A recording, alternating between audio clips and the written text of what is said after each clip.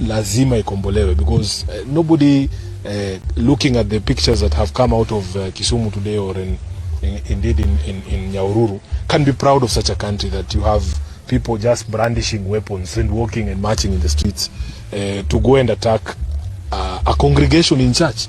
I mean, this is the lowest I think we have sunk, that you can carry bows and arrows and pangas openly in public and go and attack people who are essentially. Edwin Watenya Sifuna, the senator of Nairobi County, alongside Governor of Siaya James Orengo, were nearly killed today simply because they attended a church service in Kisumu County alongside other members of the Linda Mwananchi group.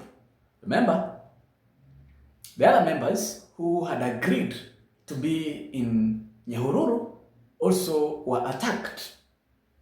What does this say? Which picture does that paint? What is behind it? Please subscribe. Consider a subscription before we analyze, we point out the goons, and also we maybe make whoever did not saw the pictures and the videos understand what happened in the course of today. Thank you for subscribing. So, Linda Mwananchi group had planned earlier to go to Olkalau, that is Nyandarua County, and Nyahururu for their tour, that is today on 12th July 2026. But Rigathi Gachagua, during his presser, he asked them not to go and campaign for the DCP candidate, that is Kamau Sari. Why? He did not give out good reasons, but now reasons have come out. Because if they attempted to go to Nyandarua County, all those chaos have been planned so that Linda Mwananchi wakienda Nyandarua County, mahali by election iko, chaos zikuwe nyingi. You saw them today. Kundi la wahuni walienda pale wakashambulia. So that is exactly what the government was planning. The government, serikali ilikuwa imepanga kuenda kuwafamia wakienda pale Olkalau, so that people can be killed, watu waumizwe, mali yaribiwe, so that the Olkalau constituency by election can be cancelled or postponed, so that the government can get good time to continue mobilizing people, giving people money so that they can vote on their favor. That is why you saw IBC came out and said by itself that if that continues, they may consider cancelling the election, or maybe cancelling or postponing it. Why were they postponing? To give the government time to campaign, to give the government time to mobilize people, to give people money, to bribe them so that they can win that election of Olkalau. Because the government is very much sure, is aware that now that election is gone. DCP will take that seat as earlier as 6 in the morning, because all poll tracks, all polls that have been done there, they indicate that Sami, the DCP candidate, is winning it at a very huge margin. That is why the government wants to cancel it. But Edwin Sifuna has addressed the issue of the attack. Remember, Bishop Ongincho, the next video I'll do about Ongincho, who has addressed the issue, who has specifically touched out the people who sent the goons in Kisumu. I will explain that in the next video. But Edwin Sifuna, who has not responded to the rally in Olkalau and Nyandarua County ever since Gachagua addressed it, has been very quiet. Today he decided to, alongside James Orengo, to attend a church service under the invitation of the governor of Kisumu County, Anyang' Nyong'o Professor, and the Siaya Governor James Orengo, and also invitation of the Archbishop Ongincho in Kisumu ACK Diocese. They went there. Upon arrival, goons had already gathered outside the church, waiting for them to attack them.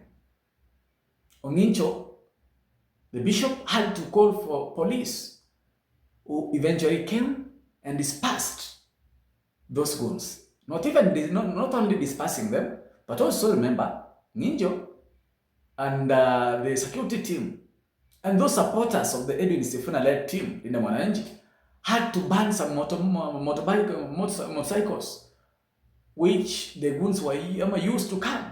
Walichoma zile pikipiki na wale goons walianza kukimbisha Edwin Sifuna when they realized he has been evacuated safely from the church. I guess this is what the government is using. Government has seen now it has failed. Serikali imejua imefail kabisa. Sasa inataka kuintimidate the opposition, the lead Edwin Sifuna. They know Edwin Sifuna's name is now growing. So they want to make sure they tame it. But by doing so, wanaendelea kufanya Sifuna anajulikana zaidi. The same thing that happened to Ruto in 2022. Serikali ilikuwa inamwandama, Ruto anapata sympathy. That is exactly the script Edwin Sifuna is going with. Wanaendelea kumsumbua, anaendelea kunawiri. Wanaendelea kumuattack, anaendelea kukua. I wish this government could have learned. That is exactly what Murang'a Governor Irungu Kang'ata was saying. By intimidating Gachagua, by attacking Gachagua, they are building him. So before anything, please, I want us to listen to what Edwin Sifuna said about these attacks and what has transpired actually in the course of the day. Remember, we'll talk about the Linda Mwananchi rally in Nyahururu, and I'll show you what happened. I will show you the faces of the goons. That is in the next video. Please consider a subscription. To thank the people of Kisumu who have ensured that we were able to safely evacuate that church. We came here for prayers on the invitation of the governor and the leadership of the Anglican Church in Kisumu. We had a small fundraiser there for the Kenya Association of Anglican Men. So that is why I was in Kisumu. And Governor, you may or may not have heard that similar acts of violence have actually been targeted at our team that went to Nyahururu today. And ours is just to say that these things are not going to stop us. I think everybody in the country now can tell that Linda Mwananchi has rattled people in very high places. And they think that the only way to deal with us is through violence. We are saying that this will not work. As Governor has said, we have seen these things before. You guys have followed our journey, our history. These are not things that are going to stop Linda Mwananchi or to intimidate us. We know that the state is running scared because they are in their last year in power. Everybody knows that in under 12 months, it is people like Sifuna and Orengo who are going to be running this country. And therefore, they are running scared, and they think that using the violence that we've seen in Nyahururu and here in Kisumu, that they think that they will intimidate us. But we want to assure them, and we want to assure the country and the people that we are not going to be intimidated. This country has to be rescued.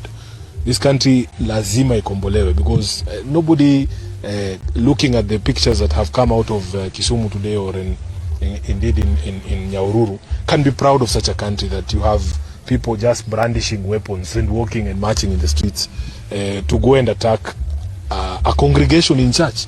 I mean, this is the lowest I think we have sunk, that you can carry bows and arrows and pangas openly in public and go and attack people who are essentially just exercising their freedom of assembly and the freedom of worship. So I want to condemn both the incidents in Kisumu, the incidents in Nyahururu. I have spoken to Governor Kang'ata. He has told me that one of his, I think it's his driver who's been shot. We are praying that he gets well soon. We are hoping to God that that man, young man, survives. He didn't do anything to deserve the sort of violence that has been meted or directed at him and the entire Linda Mwananchi team. So I just want to encourage all Kenyans that this too shall pass. This too shall pass, Governor. You keep encouraging us because you've seen even worse in your time in public service in this country, and it too passed. You have survived Moi. We will survive William Ruto. And I want to give encouragement to the young people of this country that things can actually be different. We can be a country that is governed by the rule of law, a country that respects everybody's individual freedoms, democracy and all the others. So asanteni sana, and Mungu wabariki.